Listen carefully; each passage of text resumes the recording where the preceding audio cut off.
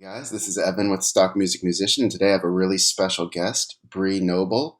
I'm going to let her introduce herself right now. So, Bree, please take it away. All right. I am Bree Noble. I am the founder of the Female Entrepreneur Musician and the Female Musician Academy. And I also run the music podcast Women of Substance. So, as you can tell, my brand is very female centric.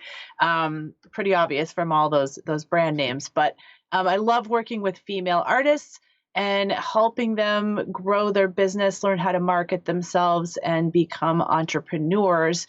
And on top of that, I run and the Profitable Musician Summit. We help musicians learn how to become profitable so they can start making money as a musician and get back to making music. So the whole money making thing doesn't have to be overwhelming to them. And we bring on all kinds of really special expert guests to teach them different ways to make money. So that's kind of what I do. I focus on helping musicians to really become profitable and to think of themselves as a business and as entrepreneurs. That is so cool because I feel like as artists, most people struggle with wearing those two hats.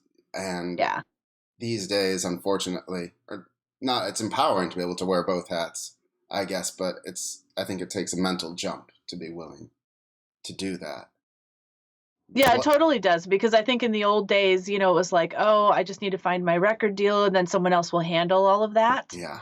And, number one, that's a bad way to go, even if you did have a record deal, because so many people have been screwed because you don't know what's going on in the background. You're not keeping up on the business side.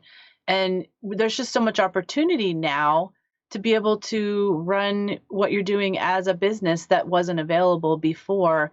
And I think just the ability to be DIY is, I think, freeing and empowering as musicians, and just getting the right training in how to do it will help you as a musician be empowered to take over the business side and not have to rely on other people. Do you find that um, a lot of musicians have a mental block to really pursuing that business side of their development? Oh, absolutely. And whether it's that, like, oh, I thought I had to get a degree in this in order to be able to be confident enough to do it. That's some of the things that I've heard.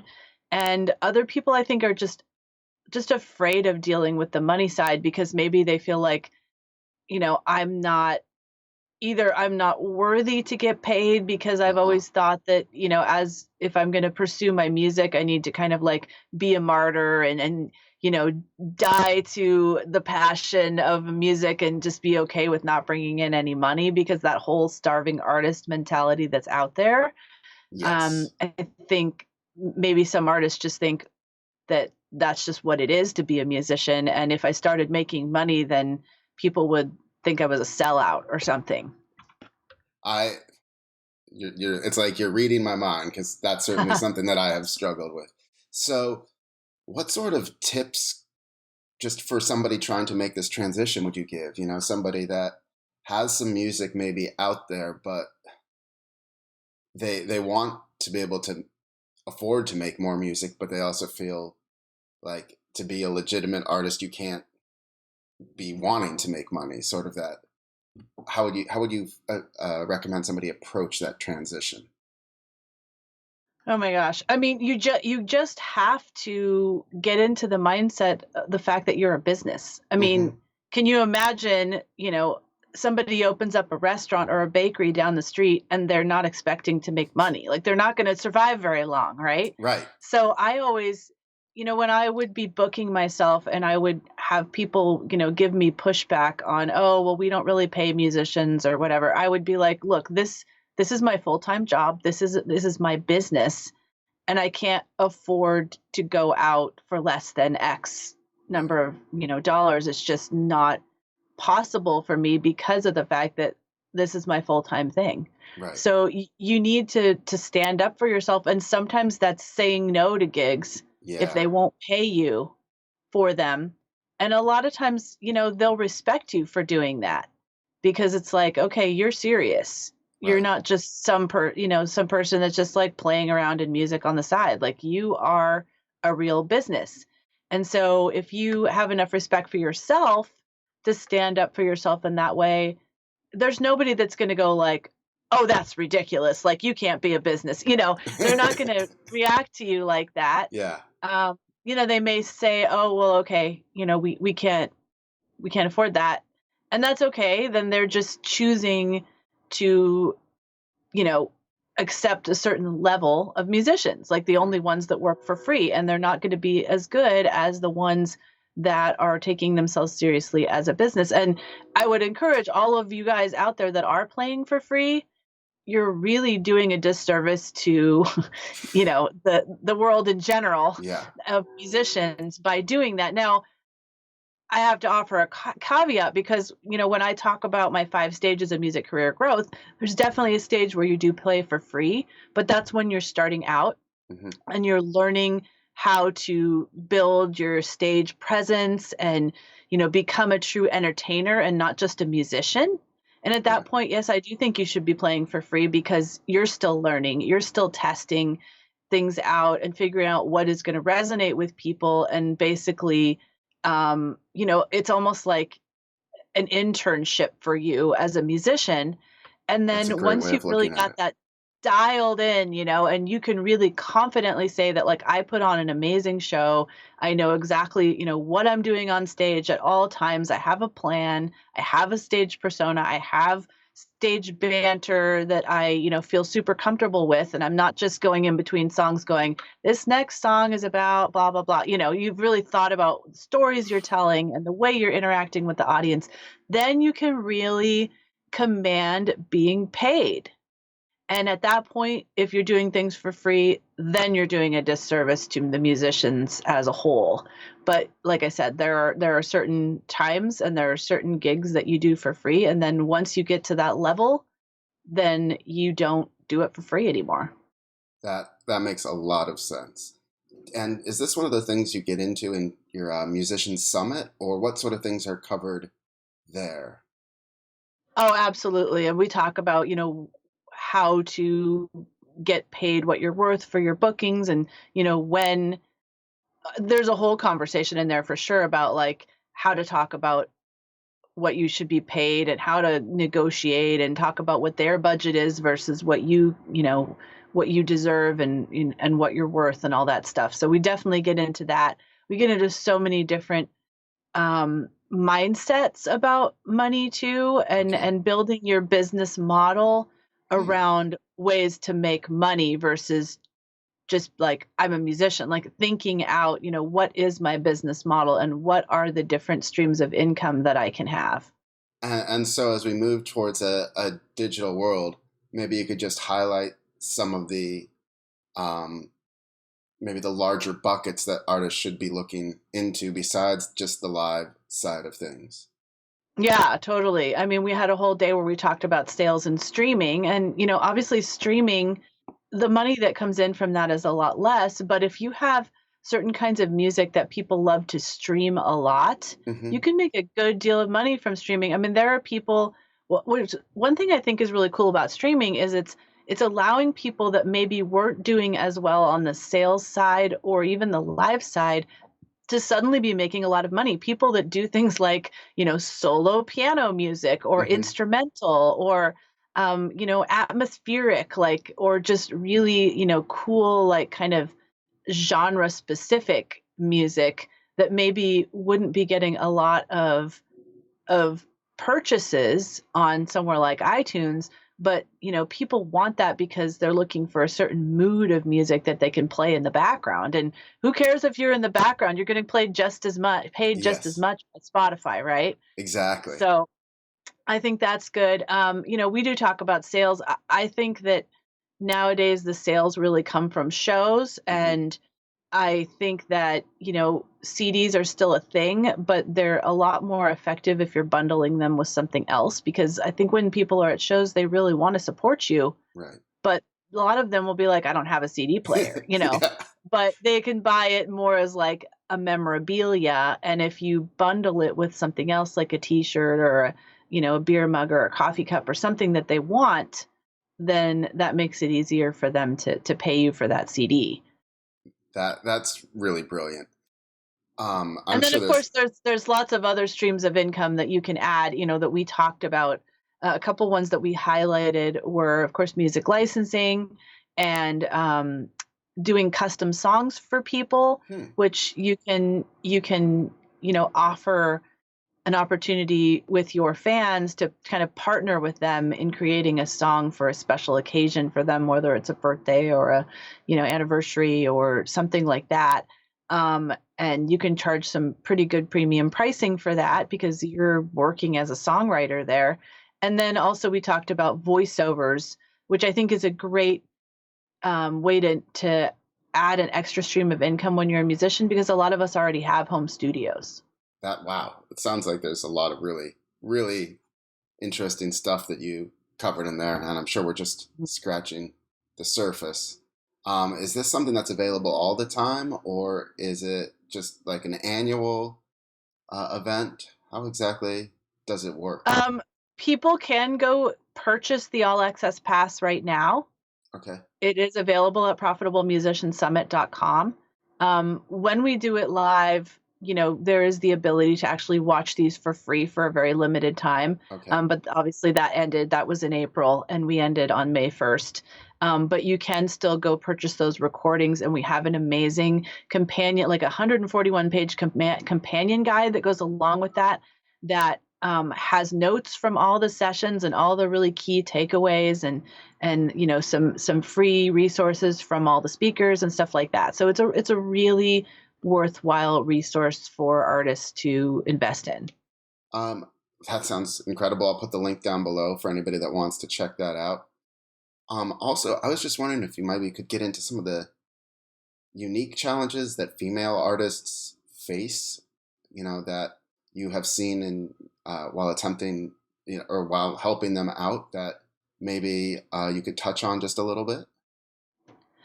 Yeah, I mean, I hate to like pigeonhole female artists in certain ways when I talk about this. So I don't want anyone to think that I'm saying that all females are this way or Right. anything. But um, I'd say a lot of times the things that female artists face is that we are more in touch with our emotions, and we are more affected by that. And so a lot of things that my artists deal with are things like comparison syndrome, or dealing with maybe having haters online and being really uncomfortable with when somebody says anything about them. I mean, Mhm. people can get really critical and nasty, like especially in YouTube comments. Right. So don't do that on this video. No, don't say anything about my hair or my clothes.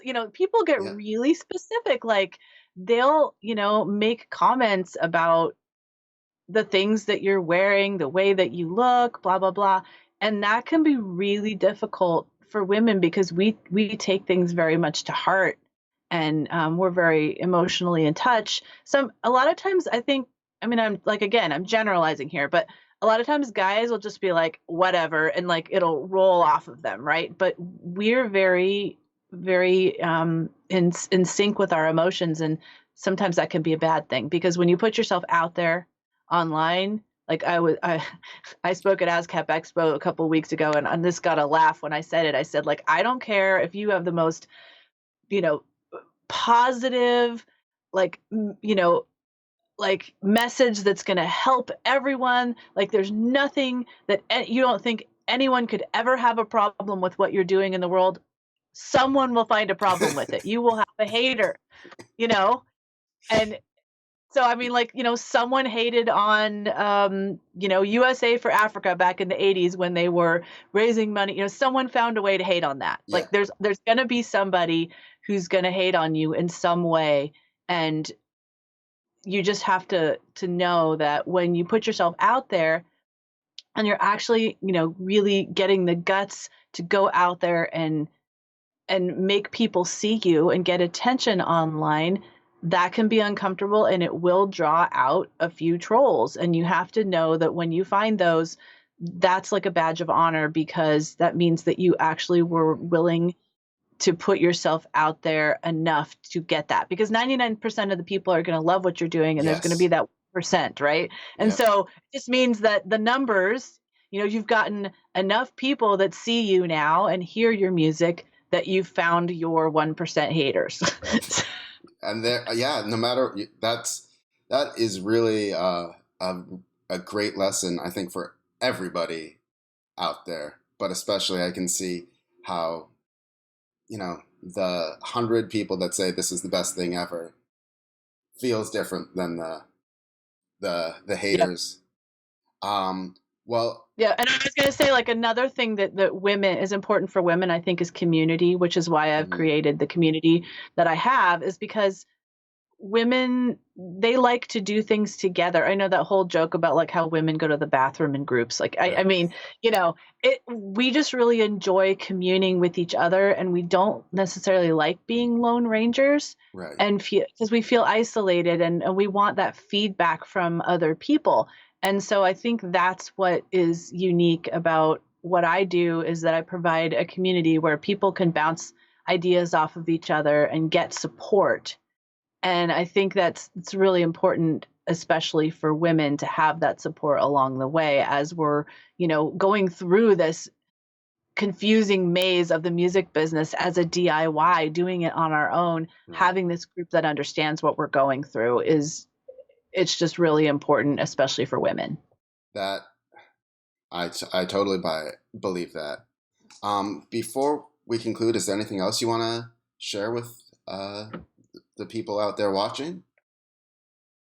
I mean, I think just that last note of, like, find your community and find a mentor, because for me, when I was struggling as a musician, and we didn't even talk about my story, but I had 10 years of, like, not knowing what the heck I was doing and trying to figure out how to be a musician in this world, and not realizing that I needed to build it like a business, and that's why I teach what I do now. Hmm. But the breakthrough that I really had was finding that community, and I found a community of women and having some mentors that, like, were a little bit ahead of me, and being able to learn from them and watch what they're doing and have a system. And that's kind of why I've created my 5 stages of music career growth, because I know what it's like to be overwhelmed and to try to follow what other people are doing, and why isn't it working for me, and that kind of thing. And it's usually because we're trying to do things in the wrong order. We're Uh, trying to do things that work for people in stage 3 or stage 4 when we're only in stage 1. and maybe sometimes we're also paralyzed by thinking we have to be doing Yes, like, everything. so yeah, it's like Uh, we try to do everything and therefore we do nothing, because we feel like we can't possibly do everything, so we just give up. yeah, I you see know? that so much with people wanting to get started with music licensing. It's like, oh, well, I have to sign up for all of these sites and I have to get all of this Uh-huh. done. And it's like, no, just do this one thing, do it well, master that, then we'll talk about what comes next. Yeah, And absolutely. Overwhelm is like the biggest. There's just so much information out there. It's almost it is too much. It's too much. That's why I think following a system where you mhm, just go, okay, today I'm going to work on this, because then once I do this, then I can do this, instead of just trying to figure it all out, and try to condense all this massive numbers of information, and lots of good information online. But how can you condense that into something that makes sense, like a path forward? yes. Well, that is all brilliant. Thank you so much for your time. And I'll put the links down below to the summit and also to any other specific site you want people to. Yeah, absolutely. I as since I've been talking about this whole process that I have, I call it the musician's profit path, the 5 stages of music career growth. And I released my book in Oh, January this year. It's titled congratulations. Musician's Profit Path. So we can put that down below as well, and you Cool. can grab that on Amazon. Yeah, I will do that. Thank you so much for your time today. And be sure to go check out Bree. And I'll put the links down below so you can find her. Thanks, Bree. Awesome. Thank you.